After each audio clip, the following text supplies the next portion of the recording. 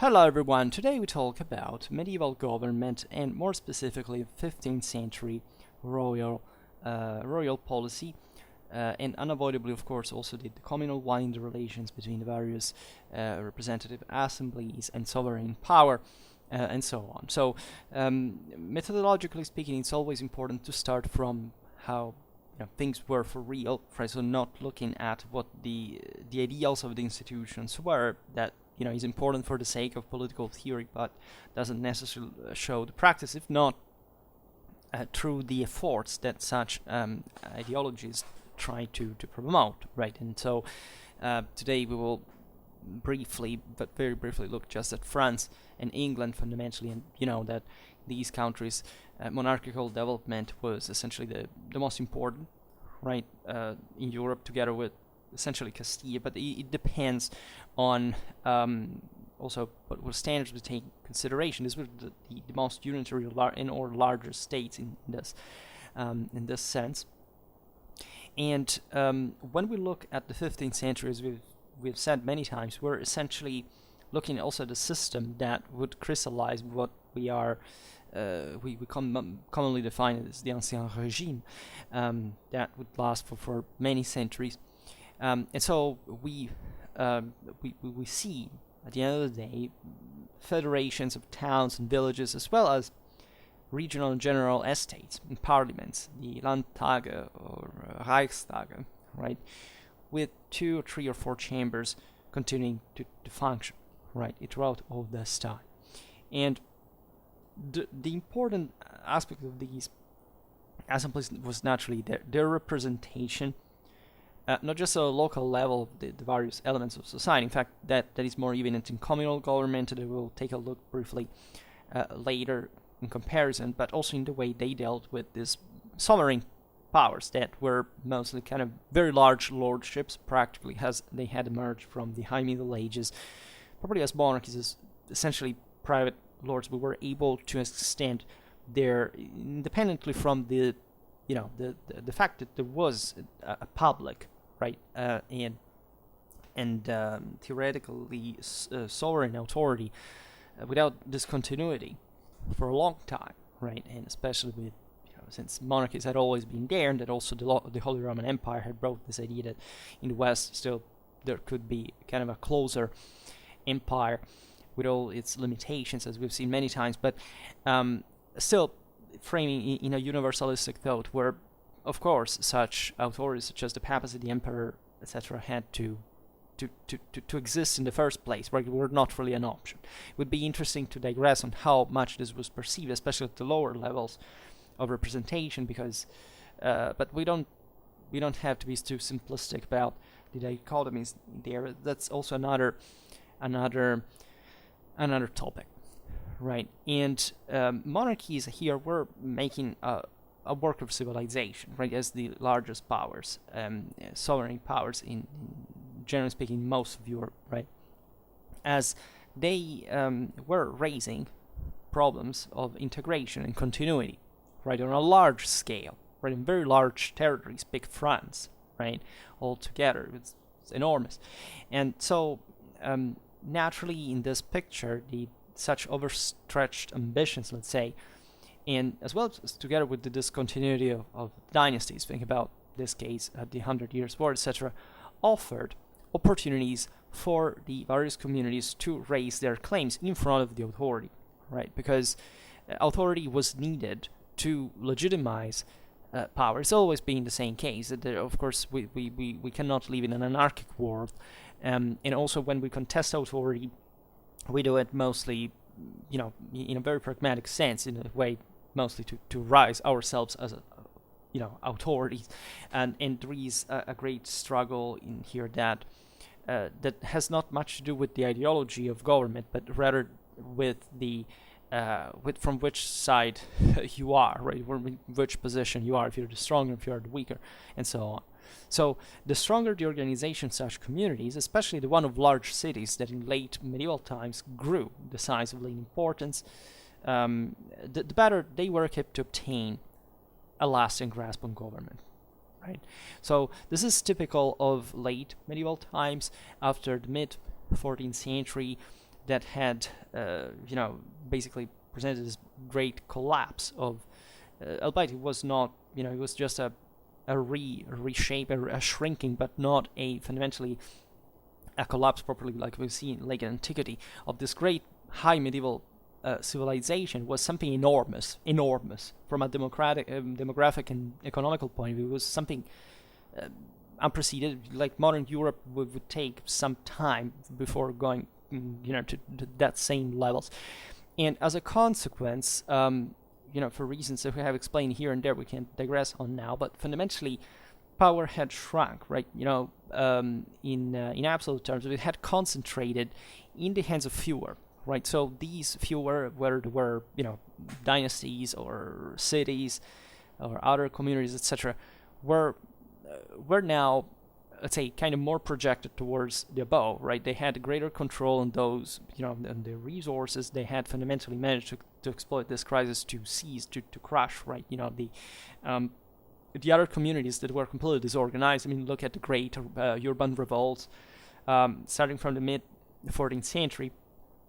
With exactly that moment of the contraction, it's not a surprise in Flanders, in Italy, or the great Jacquerie, and this enormous, literally from a numerical point of view, peasant movements that, however, didn't have an adequate coordination, not awareness of kind of their own broader condition.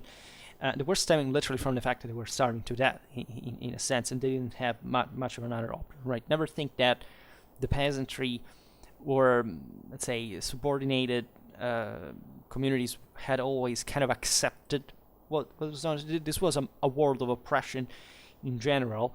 It's just that there was not much of a different option for it to make it work, right? So in order to make somebody rebel openly in that way, and also with some of the most radically violent and actually righteous at that point, because they would have not brought to anywhere kind of massacres and suppressions in the history of mankind. It's because there was fundamentally no other choice. Right, there was no other way for these people to remain, to maintain their own private, original autonomies, etc. And there were also other greater causes of major force, properly, for the growing of a state and the compaction of these communities against a common enemy that paradoxically will, exactly in such larger systems, succeed better, because these systems had, as such, already been outlined before. I mean, the fact that France won the 100 Years' War, even after the major open field, the pitched battle, the defeats against England, is remarkable, and it could have properly not have happened if the French monarchy had not developed the way it had done since the previous century, naturally also before by a certain degree. That reflects a moral necessity, say, perceived by these people to stick at that point to the monarchy and to a French state more than else, aside from the dynastic nature of the conflict. This is yet another interpretation, but it's still, I'd say, another topic, but it can be interpreted profitably in different ways. But it's significant that towards the late Middle Ages you have essentially hierarchization of power, right? Not at all, as we've been told, toward the Renaissance, actually a more democratic society. Absolutely not. It's completely the other way around, right? And I don't know why in the West we still think this. In part, it's because we need to fanatically stress that whenever there is an improvement in civilization, it's just because of the individuals are freer. This is actually not true. Right, most of the times it's actually the other way around, even for the good of those people, because indeed, certain standards improved overall. Civilization went forward, as we were saying before. The Middle Ages didn't die out, didn't recollapse into another alleged dark age, but it simply went on. And what we see as a modern accomplishment is fundamentally in the nature of a medieval world, right? It was building further on the base of itself and its own accomplishments. In any case, it was important, naturally, for different communities to, at that point, and intelligently be united in the face of a greater power, so that they could get more recognition from it. This was necessary, right? The monarchies, especially, were let's say, not culturally but politically, more sympathetic to the people than they were to the nobility, right? This is true basically in every situation where you see large empires and monarchies, etc. The king doesn't actually favor the nobility against the peasant. This is a classist interpretation. It has nothing to do with reality. It has to do with, with who can counter the major opponents. Even there, if you don't want to make it like a populistic thing like that, but that the people are somewhat appreciated by Marx, but it is a way, like especially if you look in France, where there was the sense this change was engineered from the top, right? The integration of bourgeoisie for having some more, in fact, monarchy dependent administrators, officials. We made videos about this also for England, by the way, that had another story, however, with the parliament and with the a mediation, and instead came from more from the above, from the lords, and mostly and therefore at certain levels that in part maybe contributed to the stability of England more than we think, but even in there because there were a specific balance, and also because there were some geniuses, let's say it openly, because without the tactics of Edward III and the victories of the 100 Years' War, actually England would have likely collapsed, considering the expenses of the time. And so the fact that still these systems remain together, stuck together, managed to gain compaction, is in the history of civilization kind of not surprisingly associated to this moment of crisis, where Wu has essentially the intelligence and the capacity to understand that power must be held to carry out things and to improve, right, goes on and survives. The others fundamentally don't, right? And cities especially are growing in importance. The crisis of the peasantry, that the worsening of their condition would bring towards modern Europe to essentially an ever greater detachment from the city, from the countryside. Not that it didn't actually depend on it, aside from the greater international traffics that would bring in, also food, grains. I don't know, these are kind of things. Think of the exports from Russia up to Portugal. All these things that start happening towards the end of the Middle Ages. But properly from a political and social point of view, that is to say, the nobility and these other bourgeois elements take out ever more consistently the peasantry in political representation, etc. And they lose, right? The peasantry loses the big struggle at the end of the Middle Ages, right? They could have objectively, given their strength, in absolute terms, they could have achieved that. There could have been the peasantry represented, I don't know, in the French parliaments or things like that as a thing on their own, right? It's just they didn't have the capacity to do it, right? And so they lost. And this is true actually, but basically all over Europe, right? Independently, also for the big divide that exists between also Western Europe, Eastern Europe, the various balances here and there. But it's obvious that if you offer a power that is that if you're struggling, and if you find such like a king or another sovereign that is able to save you from your oppressors, because he's using you a strong enough power to use you in balance against those same forces, well, that's a good way to remain alive, right? And to therefore understand the necessity of that unity. Naturally, this dramatically depends on the nature of the community, right? When we talk about, like, mostly Western Europe, densely populated and highly urbanized areas, right? But also even rural communes, right, with assemblies of free peasants, as long as they maintain that kind of political capacity, very often, or when they were already framed at this point under some other kind of power, but still recognized as such for their importance, they were capable of reacting, right? Scattered populations of serfs or serf-like peasant in countries where the monarchy was weaker, the nobility fundamentally took it over. This is typical of Central and Eastern Europe, right? Didn't really have much of a saying in the process, and this actually marked very divides in the history right, of also modern contemporary Europe, and don't think that some things that we look at today in the broader balance do not correspond actually to this, because it was at the base of the whole community as a mechanism, and say serfs couldn't but just revolt. Essentially, they didn't have any. They would, and they would be put down. That's it. And as we were saying before, in a condition of crisis such as the one of the 100 Years' War, so where you have a state that is essentially on the brink of collapse, there were many opportunities for the local communities to rise, right, backing this or that power according to the situation, right? And I mean, think about the Parisian revolts, against the same French kings, right, to back essentially the centralized position of the city, of the fat merchants, right, supporting the Burgundians and the English.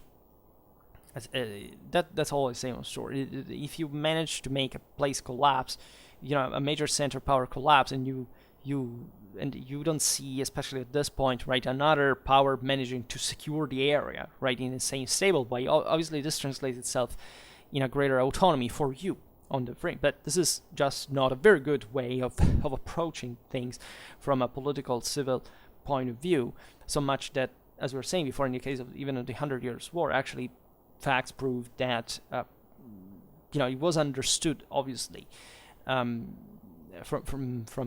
the broader French perspective, that was not, there was, everybody would have been damaged from it, way or another, independently from the temporary gains. So that, of course, many things, given this chronic instability that existed all the time, even without the 100 Years' War. I mean, wars were present everywhere, so it's comparable. But yes, there is some calculation, some plan that that is very contingential. It says, we can't predict what will happen, I don't know, in 10 years, so let's profit now from this situation. That's also understandable, right? But it's also more meaningful how this force of civilization goes towards the creation of total realities and improving or rationalizing the government administration is actually the future, and it is what succeeds in spite of all. And so this is kind of magic force existing in humanity that understands the necessity of making the difference, and not just some kind of structuralist idea of what socioeconomical factors determine without escape certain situations at all. We have to always make account with ideas, with politics, and with the difference that at every time everything could make practical. Not that socioeconomical aspects are not important, but they're not all. Right? Never think that they make you believe that from certain kind, historiographical perspectives, classes, don't think those, because they simply do not work. And of course, even in these situations where the crisis of central power could provide you to make greater leverage, again, on the situation, doesn't mean that it should have been just against that power. It means you want to maybe support it, actually, and it was your interest to support, but that in that sense you had equally to act in a unitary way if you wanted to succeed, to bring more force, from the side of the scale that you're interested to support. So this has to do with also very concrete problems. Indeed, as we were saying before, there are also much more material needs to achieve this that we wouldn't think. That's also why cities, for example, are so important, because dramatically wealthy from a material point of view. But think about communications, distances, the international trade and production. These are all things that interplay constantly, and that therefore also bring further kind of level and predictability. And at this point, monarchies had developed essentially on this model, of extension of the princely court interference in the various communities and their, and the way within the institutions that put these actors in contact. There were that was based in political theory on the Roman and canonic law, right? So the idea, of course, that there has to be a super state of some sort that at the end of the day is the ultimate judge, right? The ultimate ruler, where you can't ask from order to be brought, because that was fundamentally the only in practice the only way also this power could be justified as such, right? Because Roman law could talk to you about a time where the state was really a thing. Even back in the day, it wasn't nothing like a contemporary state level of cohesion and cohesion, etc. There were always different communities with important autonomies. But it's obvious that in the Middle Ages there is no such thing like a super state over Europe as such. So there is always the opportunity for some other ruler to intervene and therefore to mediate. And this is through these negotiations actually a lot of a lot of civilization was made, but always also in the wake of some kind of political, say, institutional juridical best that could legitimize these interventions. And normally the monarchies were not particularly that was always the problem, right? Finding the money for governing, right? And this is since the 12th century, in fact, the rise of national monarchies and so on. The way it was, right? Who were you in that sense to exact money to the communities? Well, if they wanted something, they had to give something in exchange, and so monarchies were not like just depending on the communities. They were, but the communities were also depending on the monarchies in the same way. So the monarchies could, in this regard, exercise more pressure here and there, right? They were floating on this very unstable, precarious balance, but exactly because there were many communities that such, let's say, competition within the same could, in fact, bring more or less power to the monarchy to pressure a certain community to get, let's say, to provide to the same government, let's say, more resources, right? And normally this aimed at the exploitation of independent resources on a certain territory. Say the monarchs looked at some mines somewhere, said, we must essentially negotiate with the local communities our control in them, or the introduction of permanent taxes that were, of course, not even something standardized. It could be exacted here and there. And also the means of exactions were often not always continuous, right? That here the administrations were still very, heterogeneous in nature, in a way, even towards a further centralization. There were certain regions that would escape your control at some point. But the objective, the important, of course, was levying these resources, and so the whole thing was political in nature, because again, it took a lot of time, right? There were not steady sources of income from which you could simply draw benefit all the time. It was the great struggle that would continue until the nation state, until the 19th century, right? It was always the same thing, negotiating, right? There was some external evil, such as the necessity of defending the country and billeting the troops, etc. This all could be negotiated with the local communities. Say, how much are you willing to give us for defending yourself, right? And or for getting rid of the billeting, for example, how are you willing to pay for something? This is how the state for having its own barracks, right? These are all things that started appearing mostly in the 17th and the 18th century in a permanent form, but indeed also the 14th and 15th century see a great deal of increase of, let's say, de facto permanent troops, mostly garrisons, but also certain army nuclei. And in fact, the military element is fundamentally always connected to this. And this is also, in a modernistic sense, we say, it's mostly from the late Middle Ages, but actually this had always happened. It's just it happened in different levels, because literally there is no human community where there is not a level of centralization. This exists also in war bands, right? It existed already by the 14th to 15th centuries. It was just developing further and with more, more institutionalized means, right?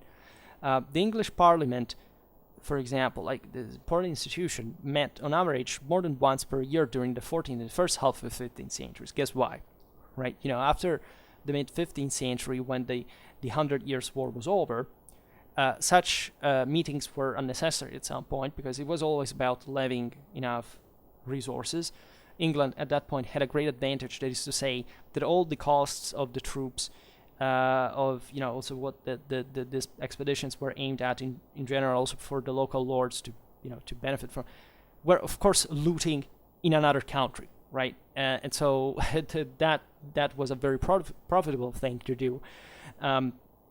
What happened after the mid 15th century, so that the English actually started fighting against each other for 30 years. And especially at the top, and that reflects, in fact, the interesting nature of the Wars of the Roses, after all, that weren't particularly disruptive for the country in itself, but of course they brought great changes at the political institutional level. First of all, because at the end of the war, the House of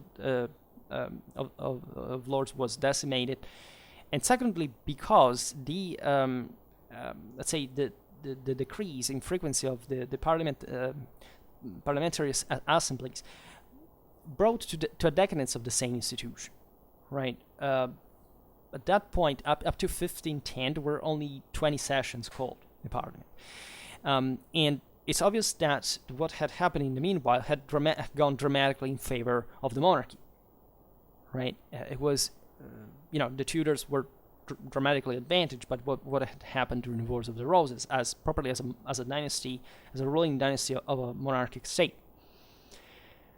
And consider that between 1497 and 1504, there was no parliamentary meeting. And so the efficacy and effectiveness of the parliament in the first place had decreased, right? So there had been an important decay of that kind of institution, after all, due to this. Because those wars had fought by private means, right, and at top level, and whereas during the 100 Years' War it was about levying an important amount of resources all across the country, that required that kind of strengthening. So it's remarkable, as we were saying before, how England managed to score all those victories, and in this sense reinforcing itself further from a political institutional point of view, because you could have never had English victories, not much without longbow or that specific tactics and so on, but rather with the old unitary state that England was, and the way it was keeping to work like that from a political institutional point of view. You can't have it, right? Battles are won like that. They're won with politics. They're not won with technology. And let's say the royal privilege of summoning and dissolving representative institutions, and of, let's say, stopping the payment of wages and allowances, rendered, naturally, the assemblies vulnerable to tactical maneuvering. Of course, there was a lot of corruption. There were a lot of, preferential paths, a lot of favors exchanged privately. Of course, these were not modern democracies, were something very different. And especially they were, at this point, very, very feudal realities, right? When we see states evolving, we don't have to think that, look at the Hanseatic regime, as a matter of fact, right? With the Renaissance doesn't emerge a state, where everybody participates in the same way. No, these were radically, elitistic, ruled by, it could be the nobility or even the clergy, of course, or even the third state, but the third state would be mostly the rich people, right? That had the power, who had the control, who gave job to others, who were important for that reason, right? But these were states where oligarchs ruled, right? So these oligarchs were, of course, the same actors that had brought in practice for this assemblies to exist in the first place, but and to their degree of refinement, right, and development and structures and so on, but still for them essentially to mediate with each other, right, because those were the only ratios of strength that existed at the time. It would have been useless to provide to anybody as long as they didn't have any power of that kind. For example, the French Estates Generals were summoned notoriously rarely, right? That wasn't just in moments of extreme crisis, right? They were dissolved as a solution had been reached. However, very different from the English Parliament in long-term perspective. And the monarchy there, let's say, that there are properly different political cultures and orientations towards the monarchy, right? The differences between France and England are important. France had a much greater confidence, and especially a growing one, exactly in these centuries, towards the monarchy, right? So much that much greater prerogatives were essentially given to the king that could intervene more easily, right, in a dispositive fashion in politics, whereas in England the thing was much more mediated by the parliament. And there were practical reasons, of course. A feudal country like France, also England was a feudal country, but let's say the French nobility had a much greater weight than in other countries, right? And the only centers that had threatened this establishment were the urban ones, and namely the ones of namely Paris, let's be honest, because of the great revolts that had actually broke out exactly in the occasion of the sessions of the Estates General in 1355, during the Jacquerie, and in 1413 with the revolt of the Cabochon.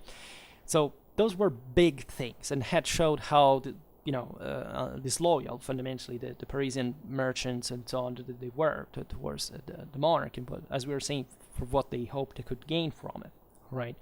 And as a consequence, the French kings would afterwards held the Estates Generals outside the capital, outside Paris. That was already, albeit it was or not so important as London, as properly a capital comparatively, but still, was the most important city and de facto such the capital at that point. And there are studies, prosopographical ones and so on, that show how tight such bonds between the elites fundamentally were. If we look at the French Estates General 1484, we see that royal officials number up to 84 of the 269 representatives, so almost 1/3, constituting 63% of all the members of the Third Estate and nearly 22% of the nobility. The nobility was even closer to the monarchy, as we understand, because of all these honorary titles. That fundamentally, it was still the Capetians at all time.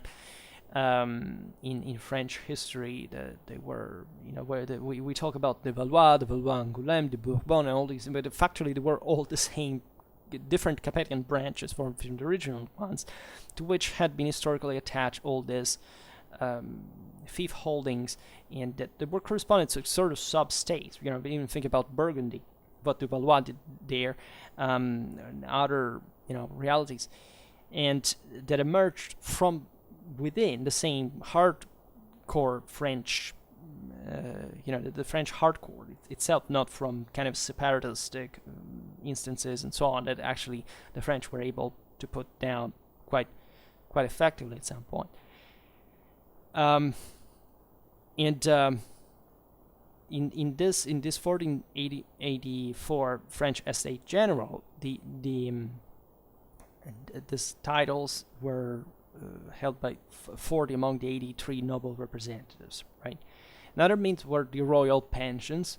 That was a way that the French monarchy had used to essentially to advocate some local prerogatives in administration to such fief holdings. We have seen it with the rise of Saint Burgundy, by giving at least to create a greater continuity in the succession line without splitting the inheritance among the various branches, by paying royal pensions to those who had remained essentially without land. So it was a kind of compensation, and this came with other honors and duties, etc., that were naturally providing you for further possibilities of career, in the sense that if you were given a a military command.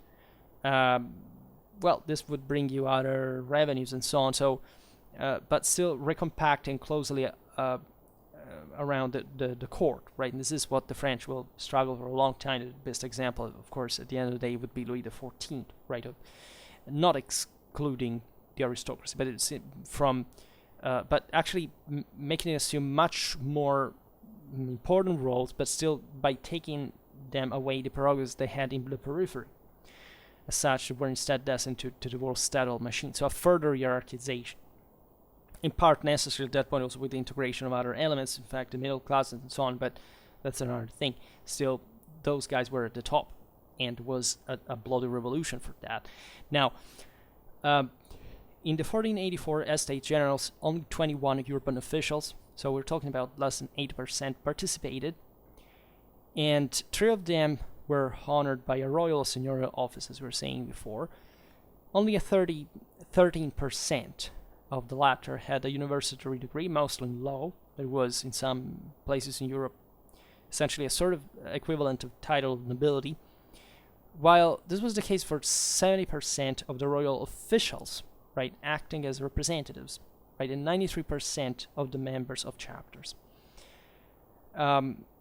So consider, of course, the administration was all in Latin, that universities were heavily involved in political administrative affairs, they were needed essentially most for the sake of, providing the juridical education for administration, for especially this secular dimension. And of course, it was also the clergy, especially in France, for theological studies in Europe was most important. But and those, in fact, were also a relevant quota of power, as you know.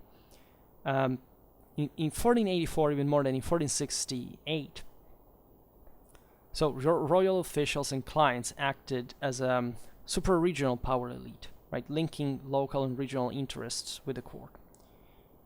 And the autonomy of cities and of estates in general clearly got lost in the extension of networks of power brokers. Similar studies exist for the English Parliament as well, that has been very much investigated, this sense. And here it's shown that from 1445 onwards, right, the electors were not required anymore to return local representatives, right, which led to an invasion of borough seats by members of the gentry and other outsiders.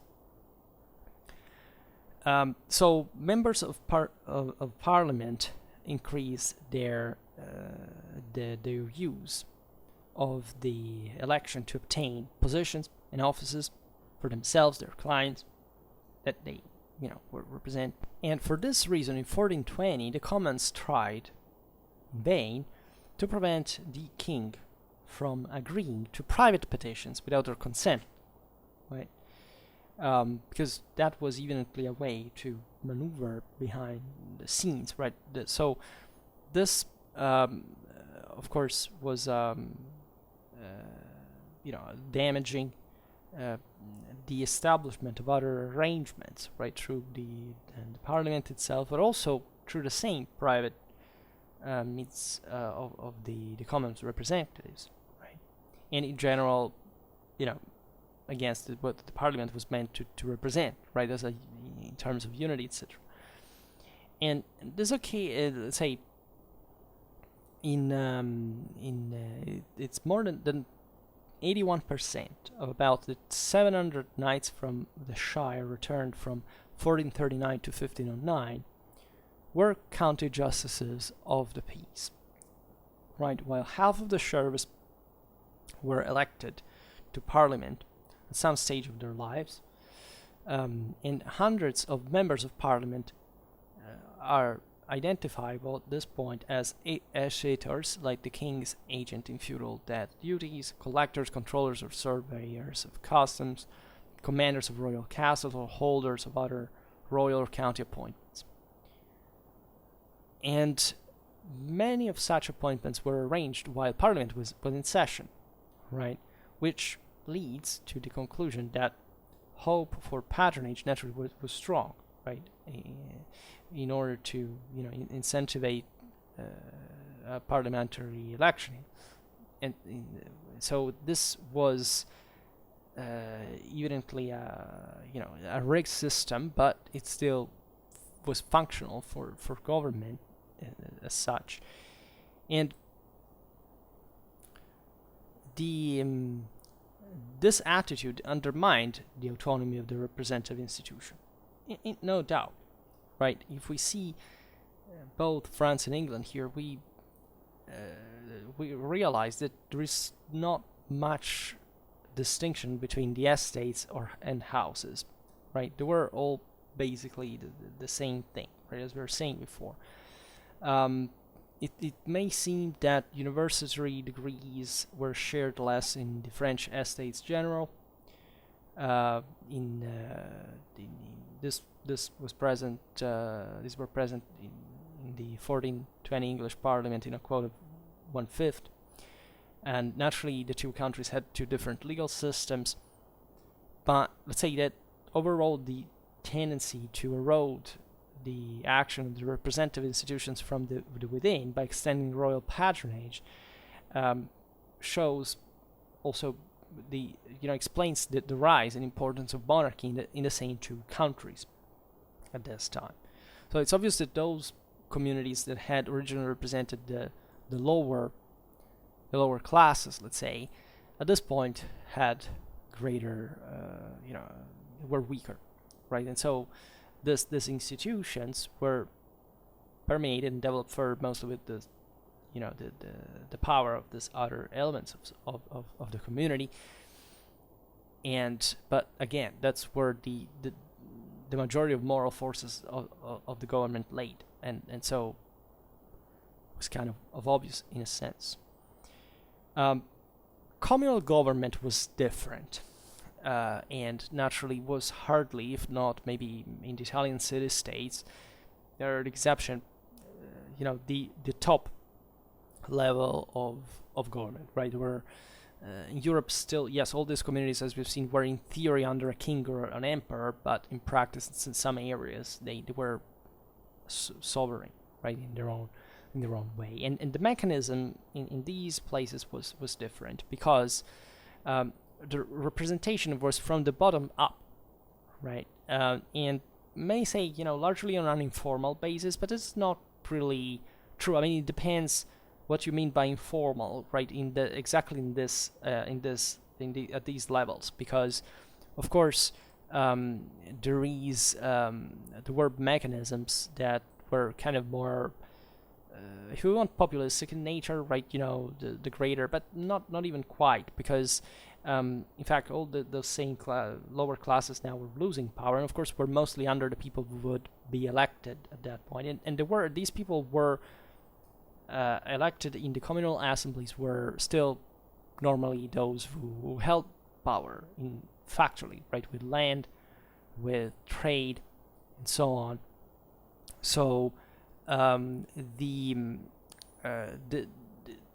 in most of Europe, let's say in the European average, urban and rural communes naturally were, let's say, still existed in areas where they were threatened by the great landowners, right? But I don't know, in a city-state, the same people who ruled in there were the same great landowners, or they may have been even richer than them in some ways. Not always, though. And so that's why most communes in Europe were actually under somebody else's control, right? Even in the so-called free cities of the empire, for example, in Germany, well, yeah, we see very powerful communities, but their power didn't actually go much out of the city gates, right? So the princes ruled in most of Europe in practice, and let's say that the nature of such communes was mostly commercial, right? Especially in the most successful cities, would bring in this dynamic from the bottom up in representation an important set of skills, because fundamentally these people were emerging not from some detached bureaucratic paths or were brought in just by favor. Like they were mostly belonging to groups that knew pretty well how to trade, how the politics worked, etc. And they, again, were the power themselves, right? And the many communities, like the weaker ones here, tried to strengthen their own position through essentially the creation of leagues, right? Were mostly aimed at long-distance trade. The greatest example is, of course, the Hanseatic League, in this sense that individually these cities were not powerful, right? They didn't have an ambition in that sense. They just wanted to trade, right? They had emerged historically because the Scandinavian monarchies were weak. Also, the German monarchy had been weak, so they found themselves in the sea with important traffics that were occurring. They traded extensively. They realized that if they wanted to remain independent, they had to, or autonomous better, but some of them still think of themselves as independent. If you go to Bremen, they think they are factually such a thing, like an independent state, because that's still a federation in Germany. But the reality was that in order to survive, they had necessary to be united to one another, right? So that the Hanseatic League, again, an individual city could not have like a massive state of power or army, military, or financial capacity, like, I don't know, Venice, or other important city-states that were factual states, right? These were kind of towns that stuck together, and if, I don't know, the King of England didn't want to trade with one for some reason because they had assaulted some ships or something, the whole league said, okay, we will, if you do like that, we will stop trading with you altogether. So we will, of course, if this was convenient to them as well. In fact, the answer was dramatically split many times. There were 4 major distinct areas that really didn't like each other very much. But still, it would have been a greater damage to the greater system like the Kingdom of England rather than to these other cities that were kind of rich. They could absorb the costs in part. They would trade with somebody else. The thing was very political in nature, but this is how the individual town could save itself within the system, right? And eventually the Hanseatic League simply, disappeared when, there were greater power that began to pressure them in practice. So there was no further consistency of that. An advantage of these situations was that, not being framed within a monarchic system, they were less vulnerable to patronage, which is not necessarily a great thing after all. Meaning, of course, if you want to maintain your own independence, yes, but at the same time, you're kind of excluded also of a greater, let's say, political institutional development, and therefore, in fact, is free communes were not the future of Europe, definitely, as you know, at this point. It was mostly a monarchic principle, statal model, right? And that's pretty much it. And so, and one of the deeper reasons is that, in fact, these cities were mostly about economic gain, right? They didn't have much other, even, in fact, no need of actual territorial expansion. That's another thing that is often not considered, that properly there was a mercantile mindset for which properly even holding land was not important, right? Or even if it was in determined situations, mostly when these powers were kind of greater and more involved in international affairs. But as far as the commercial town cared, the thing was accumulating money and entrenching themselves ever more and more and more, right? States will surpass this, right? Because at that point, this entrenchment will be even just, if you look in siege warfare, impossible, untenable, right? But it would take the modern age for that to fully happen, right? So even here, the change was really gradual in many ways, but it was a simpler form of government in some ways. And the leagues by themselves presented some similar advantages that the state could also mirror, right? As well as factually, there were such leagues framed at some point within monarchies, right? That had been the case. Think about the Lombard League, right? Eventually the monarchy declined once again, so that the cities evolved into much stronger states on their own. But that's a very peculiar situation. But in general, for example, if you look at the Hanseatic cities, they did participate in the representative institutions of different territories, because territorially they fell strictly that they fell into some pertinences of some lords of the interland, right? So they also participated autonomously to other systems. It's just that around the Hanseatic League there wasn't quite nothing much like a state, right? Also the Scandinavian ones took a while before consolidating in that sense. So that's a situation where like the others, where you have a community that it gradually falls under the power of another monarch, right? But when you think just about economical gain, you don't think about some kind of a more developed political military system.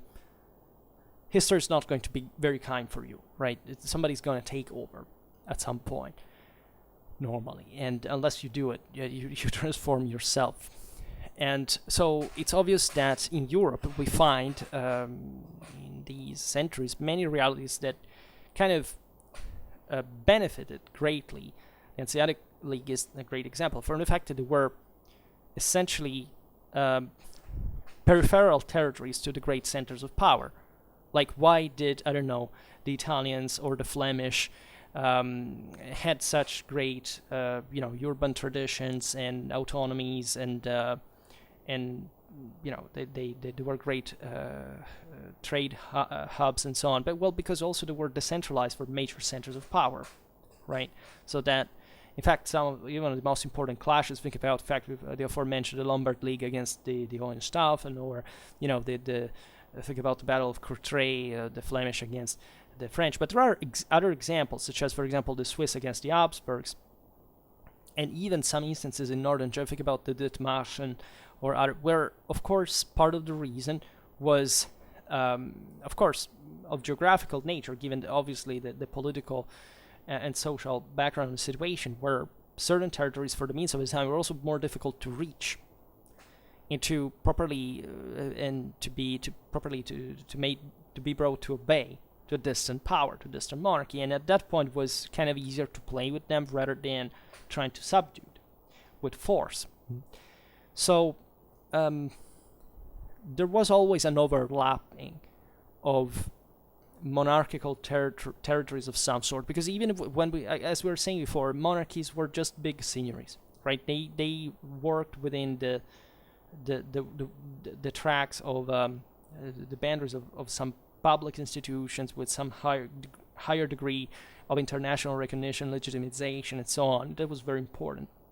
But factually, a landlord of any other place could exercise a pressure against another community in the same identical ways, right? Warfare was all over the place in these times, essentially for these reasons, right? And so you cannot quite look at a medieval community that is outside these games of power, even on a longer scale, right? Never think, even for an instant, that the Middle Ages were ever a moment where there was a community that was isolated from the rest, where they didn't interact, they were close to the world, they didn't know what happened on long distances. This has historically never happened, like never. It's not real. There is no kind of any sort, right? All these communities knew pretty damn well what was happening around them, and studying medieval politics makes you realize how also clever and shrewd and logical, and sometimes there were also not many other options, but in order to act upon them, you had to be informed, you had to know the thing, and they knew everything, right? And everything they did kind of made sense in a way or another, and it's kind of extraordinary to study. Negotiation, right, is what made the institution, if you want. The idea of a representation is always the one that you are there because you can express your own opinion, you can bring your own, because you have a power, and therefore this power naturally enters in some kind of conflict within the one of others, and therefore there must be a settlement that can satisfy everybody. So this is a great moment, atemporally meant, let's say, in the coalescence of Western civilization, especially the 15th century, that since the previous century had essentially, it was a Europe, it was much more split in definite, territorial dominations than the more universalistic one of the 13th and the previous centuries. And so towards a kind of proto-modern and saddle-like system has been studied a lot, because such political fragmentation actually, and this is true also for the previous times where there had been even a greater stage of this one, brought to the redefinition of such political powers from the very roots.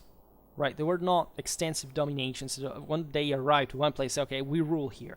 No, there was always somebody else, and this is true for the history of mankind in general. But let's say in Europe, the state building that derived from this centuries is importantly pushed here by a broader realization of the communal interests that existed within these communities and within these territories, right? And it naturally it's brutally accelerating. The situation had been fundamentally of crisis and or even of pressure. Think about the Ottoman invasions at some point. So this has been studied also in the history of capitalism, showing how effective it was for these realities to be, all scattered powers that had actually altogether an enormous power. Like the Ottomans would have never been able to withstand a concerted effort of all these powers if they had decided.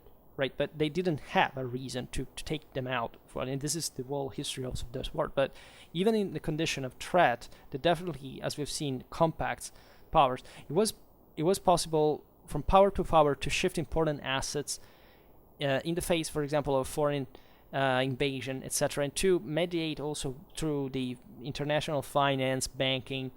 I don't know. I think at this point the Medici, later the Fugard, the St. George's Bank, and all these things. I mean, they were big international institutions that helped all these various investors to secure their capitals in a way that they could escape in let's say this fragment that were favored actually by the fragmentation itself, right? Because the fragmentation helped to mediate between the various areas without kind of unbalancing yourself too much towards one direction or another. This is something that other powers really didn't have. Like the West also had developed dramatically finance, banking, accounting at this point since the 12th to 13th century. Fundamentally, what the Italian maritime republics and other centers had created would remain also in the economical science unchanged up to the mid 16th century. I mean, it was a deeply imbued Western character of entrepreneuriality there that was very different from kind of more stagnating areas that where you could have maybe a larger power, but fundamentally greater, let's say, less competitivity from the within, simply a different distribution of wealth and, in fact, of this political organization, right? This is true in part also for Eastern Europe, that it was very different in that regard. And so it's what you start seeing from the 15th century onwards is definitely the phase of what we call as Western Europe narrowly meant, really taking a great leap forward, especially in the great monarchies, but also the other fragmented areas such as Germany or Italy that still were the most technologically advanced in the continent at that point, that were constantly interacting with these this basis with these models, right? So what is interesting is also that, of course, every country had a different, every community had a different character, and there was naturally a meeting, as we've seen, between the monarchical and communal models. Cities were growing in importance. If you look at France, for example, you have properly the realization by the 16th century, kings were ruling on the base of cities. That was this great, the pays, as they were called, right? And that were, that were to be certain macro provinces in the country that had a center in the city, right? So even the feudal element was still there very strongly, was still catalyzed, let's say, within the institutions that passed between the monarchy and the city, in their interaction. And this was very important because the city was a massive actor in this, also infrastructurally speaking, like besieging a city was a big deal. And so ruling from there in countries where this centralization was increased, because France had historically a great history of urbanization since Roman times, and also a very effective one, meaning that these centers in France were all very well distributed, very well connected. So those were very functional to control the whole country, by the way. And you know that in modern times, the French state as well as also even these cities at the end of the day, right? So that even today in France, that essentially the largest cities are Paris, Lyon, Marseille, and that's basically it, right? You know, and so yeah, there are so many other beautiful cities, but they didn't have the same development in a governmental function for the French state that all these other centers had. At the time they were, and it was already a big deal, because if you had looked at 200 years before, there were so many other centers at an early stage of development that could be eligible for that role, instead it wouldn't, right? And so the city in itself is ever more. They were competing with each other, by the way, because the kings were.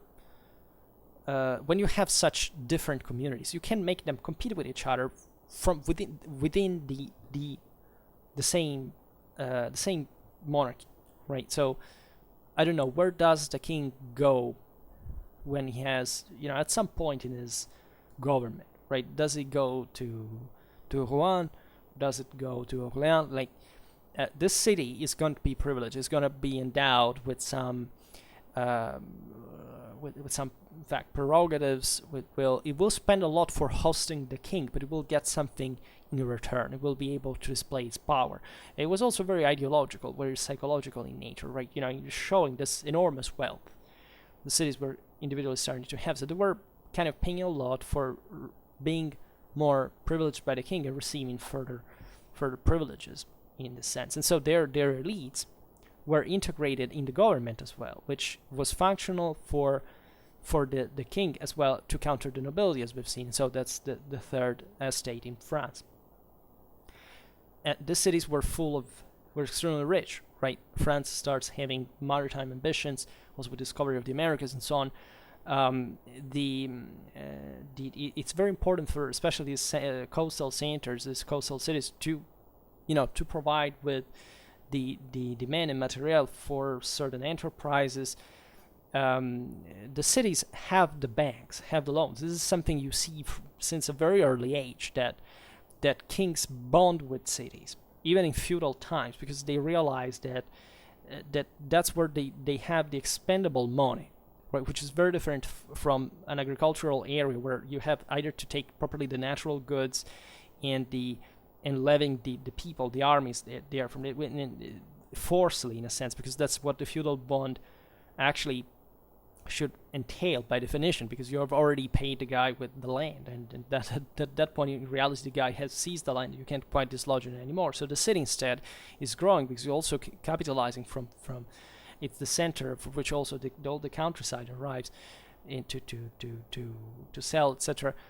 And so that readily available money, that in practice it's accumulating in ways that had never been seen before in the history of mankind, right? Mercantilism during the Middle Ages, the modern age, it's something enormous. Like, you start earning much more than the average surplus, right? It was normally a kind of survival rate economy. You're still having capitals that even the same elites say, we can't waste it for the sake of political privilege, right? There are many instances of this, right? Even that kind of there is a detachment, even in a certain sense, between the rationale, right? We're not economical men, as the old classical thing would believe, but there were situations politically where paying such enormous amount of money that you could maybe build something infrastructure, etc. But maybe at the moment it would save the city, because again, the political and social instability of the system at that point is greater than even the territorial nature of your power. And so you want to secure your power in the first place by spending all that money. That at that point you're just accumulating, not really spending for much else, right? So it was important for have such reserves, and that's also why banking was born in that sense. And without banking, there would have not been the Renaissance.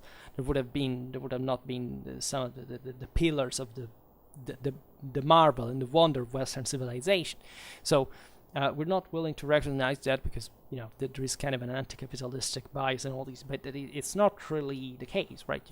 When you have a reason for spending, you should study that very carefully, especially in historical perspective, and seeing how these investments operated, because they're really interesting and important. And they say they shifted entire history in itself. Just think at how they bought the Holy Roman Imperial election.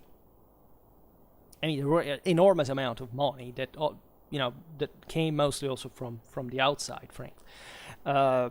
So that tells you how much, how developed even these political and financial activities were, right? To be able to calculate in this mess, like Europe still was at the time in terms of fragmentation, what the odds were and what the world, and so studying that shows you how much more flexibly, open and articulately and refined-minded people, governors of that time actually were, right?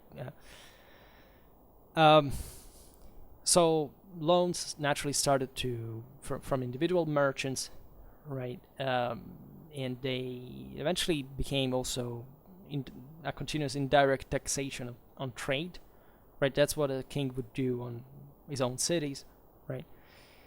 So that was the important thing, securing a regular and easy income without having to ask the subjects all the time. Naturally, this also, as we were saying before, didn't come with a perfect regularity. There were always factors that bothered the system, but it was still a way to settle, how much do we owe the king? Okay, we have negotiated, we have accepted it. If we don't ask more, okay, we don't. Of course, if the pressure started becoming greater because, again, there was a war, or simply there were other burdens that these communities were to pay indirectly, even without being asked for more. This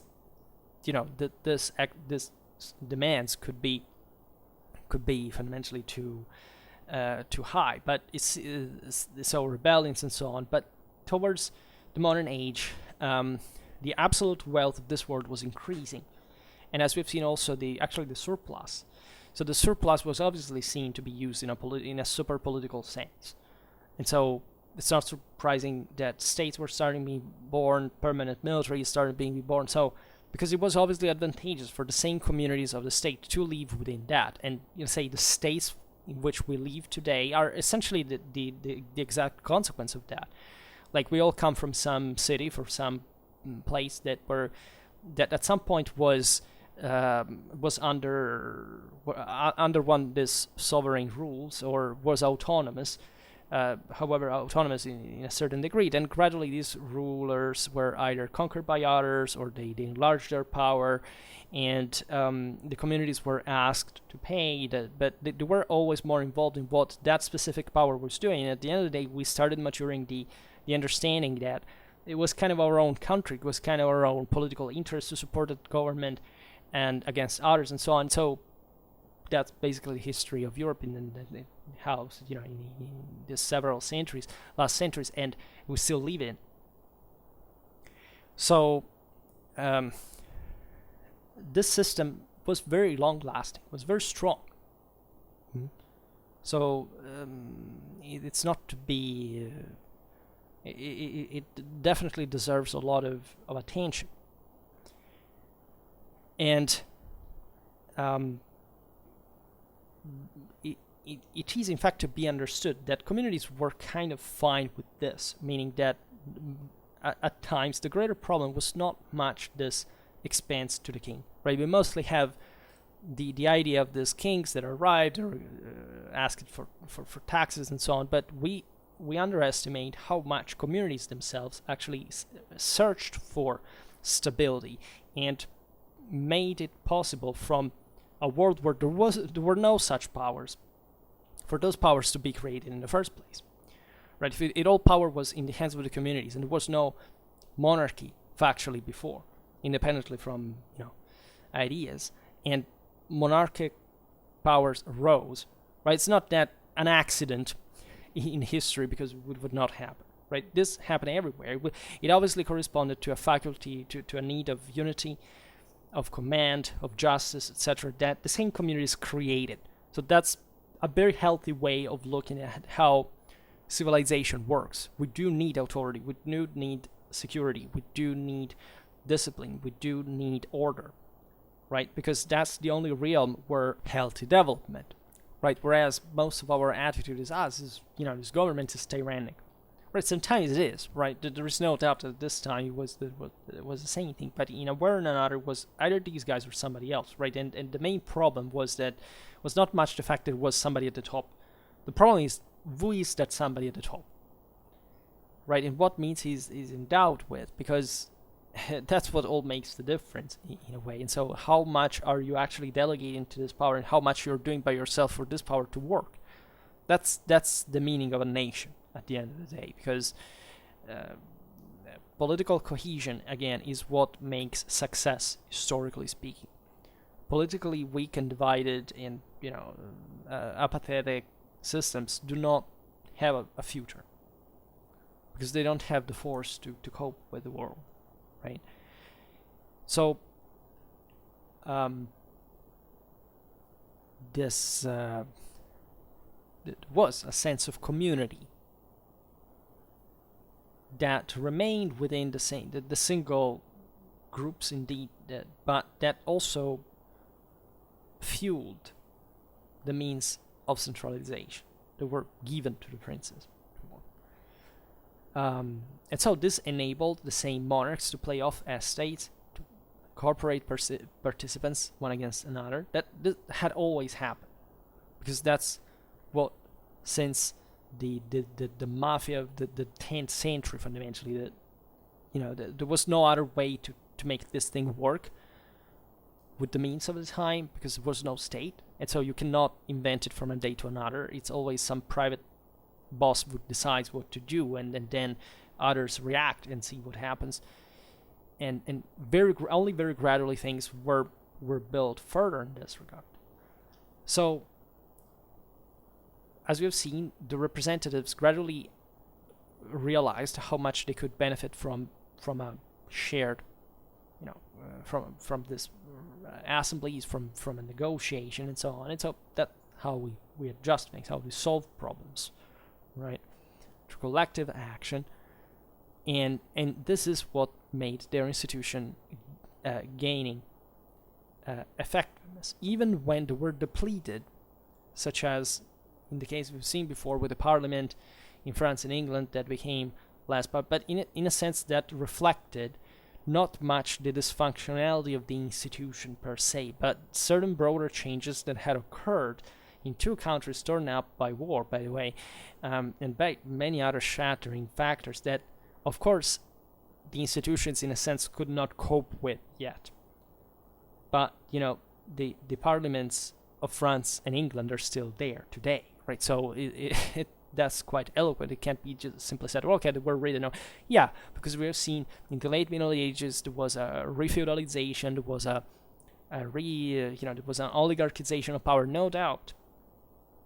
But the institution remained, and that I think is more important than other considerations, right? So even what we call as absolute monarchies later on were all but absolute. The only absolute monarchy that exists legally, because factually it's impossible, that it cannot exist by definition, is the nation state as we have created today. Because whenever we said that the state is the only source of law, at least in civil law countries, that's factually it, right? We can oppose ourselves with weapons to it, but at the same end we can vote it institutionally speaking, and the state of course doesn't exist if the people do not exist. And even in civil law countries, of course, the state acquired a much greater weight than before. I mean, look at broader things happening in the English Civil War, the American Civil War. I mean, those were always, of course, fought for such problems at the end of the day, right? It wasn't because of look at the English Civil War, right? I mean, they started it to pay the ship money. They ended up with a massive national army, just half of a century later. So paying an enormous, disproportionately amount of, because they were willing. Now it was just a matter of who would rule and with mechanism, not how much had to be invested. And the British Empire was born as a consequence.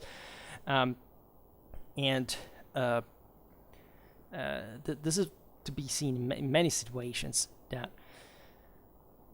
that there are other factors that bring you to change the system. The same goes for the American Civil War. That was fought over slavery, but actually was fought for very specific, much more, who had to be in charge effectively in the new areas of the West, and what kind of regime had to be economically, productively had to be established there.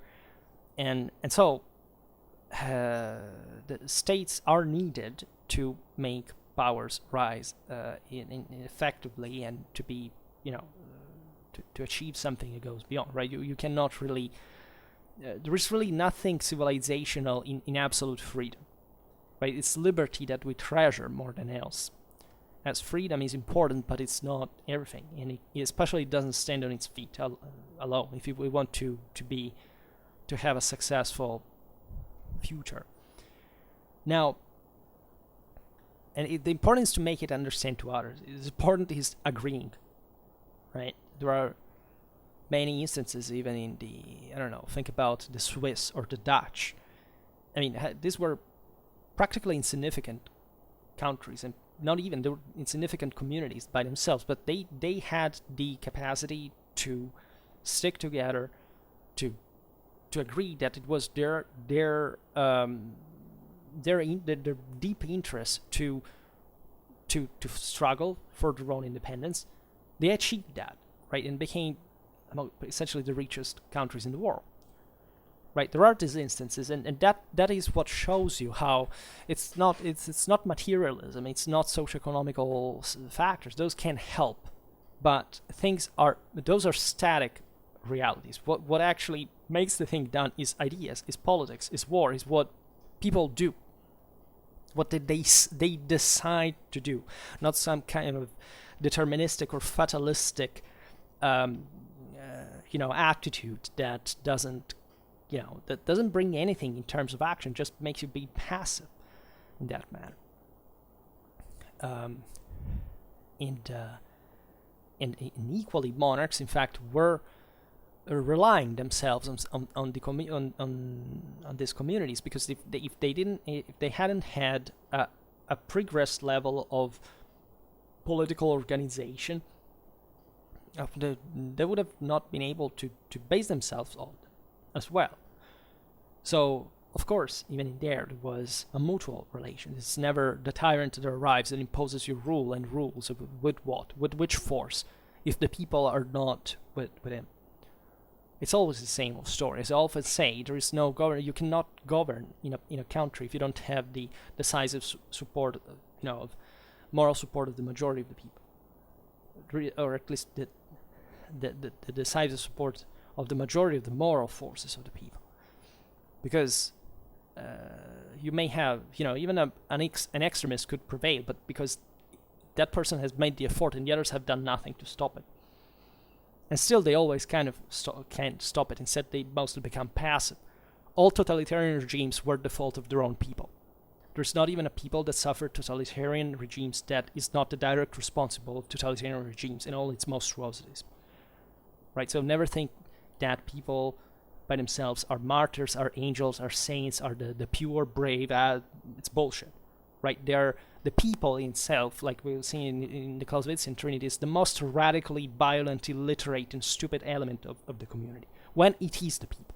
When it is instead an elite that knows what to do, that provides with the clienteles with the reasons, the cogent arguments to make things, to bring forward work, health, security, etc., and make it head toward a rational direction, political, also on a larger scale. Then you have citizens, not the people, a rabble, right? Like the ones that in fact would go down, because that's what happened. In fact, the late Middle Ages showed that pretty well with the peasantry, right? That it's not that we have to be antipathetic towards, but if you saw what they actually did, right? You see that they didn't know what they were doing, and that's the reason why they didn't make it.